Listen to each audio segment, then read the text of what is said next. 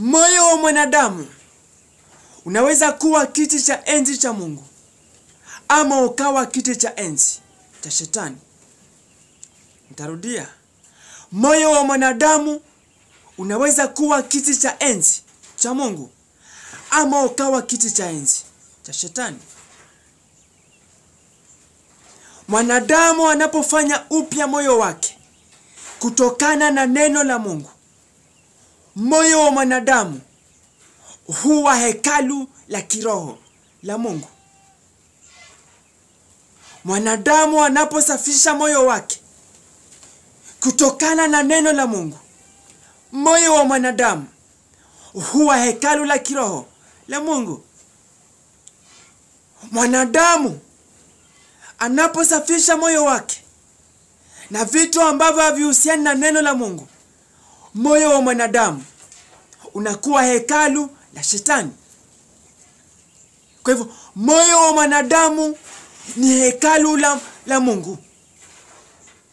Ikiwa mwanadamu amefanya upya moyo wake kutokana na neno la Mungu, moyo wa mwanadamu ni hekalu la kiroho la Mungu. Ikiwa mwanadamu amefanya upya moyo wake kutokana na neno la Mungu. Wakristo wa siku hizi wamefanya upya mioyo yao kutokana na vitu ambavyo havihusiani na neno la Mungu. Ndiyo maana mioyo yao imekuwa madhabahu ya Shetani.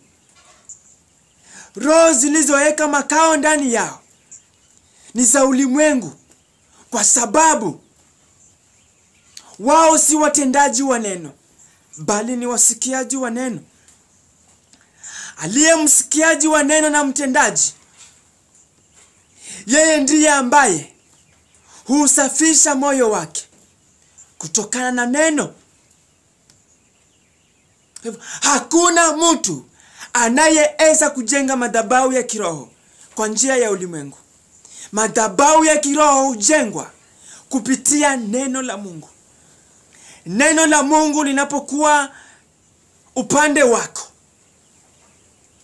neno la Mungu linapokaa ndani yako na kuishi kulingana na vile ambavyo neno la Mungu linasema, basi moyo wa mwanadamu huwa hekalu la kiroho la Mungu.